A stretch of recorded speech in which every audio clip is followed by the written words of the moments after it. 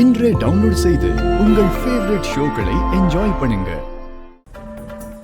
என் அத்தையோட அம்மா இறந்தப்போ உங்க தாத்தா தான் ஏட்டா இருந்திருக்காரு.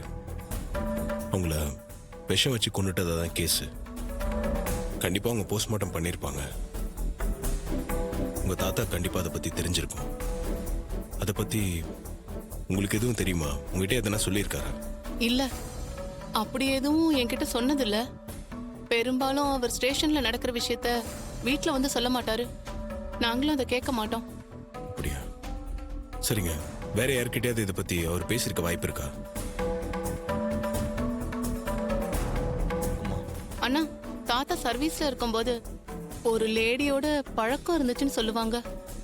என் காதுக்கும் அது அரசல் புரசலா வந்துச்சு. அவங்கள மனைவி ஸ்தானத்துல வச்சு பாத்துக்கிட்டதா சொல்லுவாங்க.